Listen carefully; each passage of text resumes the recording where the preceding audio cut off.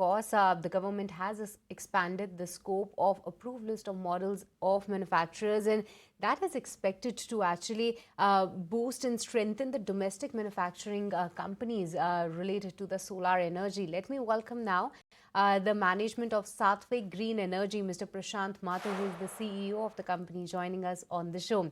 Now, with respect to the latest announcement, ALMM3, that requires modules to use domestically made wafers. What are the company's plan for ingot and wafers?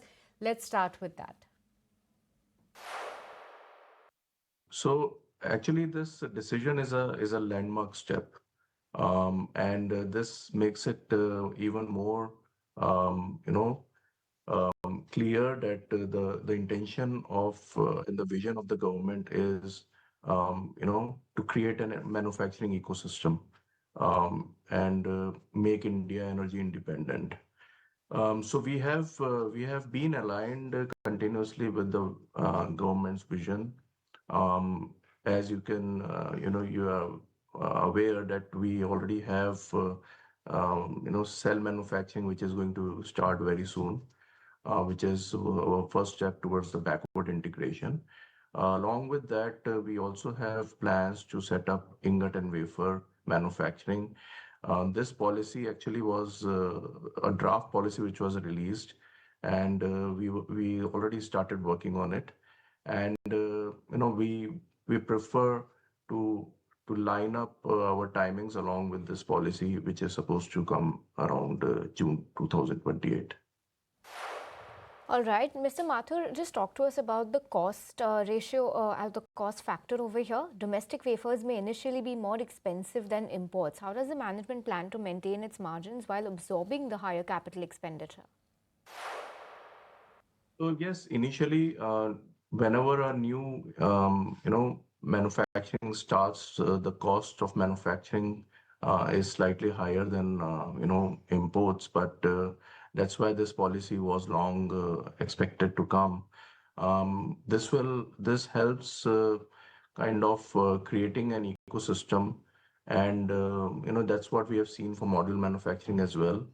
That once you have the ecosystem built up, the cost efficiencies come over a period of time. So the similar is we are seeing that in cell manufacturing as well, and will come in ingot and wafer. Once you have sizable manufacturing, you have economies of scale, and though it's not easy to match cent to cent to the Chinese cost, but we are very confident that over a period of time, with the scale of manufacturing which will come, create along with the demand creation, we will have the cost efficiencies to match the import prices as well.